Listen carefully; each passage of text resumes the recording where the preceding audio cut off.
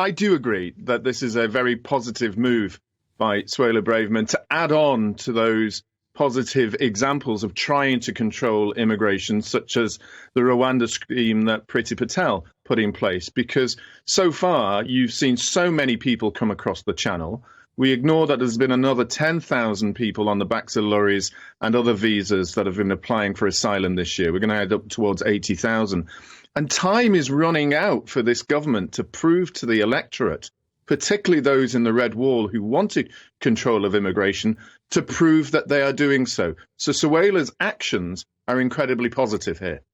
Do you trust Suella Braverman and Rishi Sunak to get these high levels of immigration down? I mean, it was 500,000 a year when Boris Johnson was Prime Minister. Do you trust them to get that number down? Well, the difference between trust of getting them down and what they believe in, I do actually believe that both Priti Patel, prior to Suella, wanted to control immigration. But we do know that there is a significant number of employees within the civil service who have acted in a way to, slow down the process. And also, there is the immigration industry that worked tremendously hard to prevent the Rwanda policy from going ahead.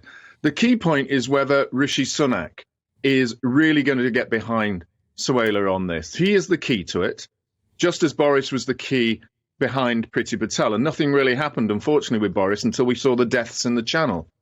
Rishi has to understand, and there has to be pressure from the northern MPs on the wall, Red Wall, to say to him, without this action, without you getting behind it very strongly and helping Suella succeed, we're going to lose the seats massively in the next general election.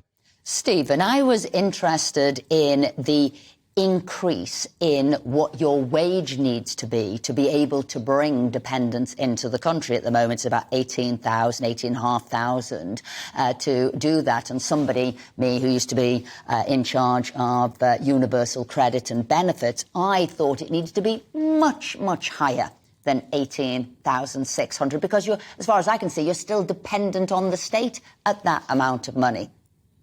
Oh, absolutely. And there's also proof that we've had in the past that in order to contribute to society when you're an employed migrant to this country, you needed in the region of 35 to 45,000 pounds a year to show that you're actually contributing to health, roads, infrastructure, etc. So these levels of 18,000 are far too low. What I've believed in for a long time, and I wrote in my paper, a fair, forward-thinking and flexible immigration system a few years ago, is that we needed to control unskilled migration at zero levels for a few years. We needed to increase the levels of those who are coming here to work to around 35,000. But we needed to be much more flexible on those people coming across who are skilled, and maybe even consider the Dubai approach.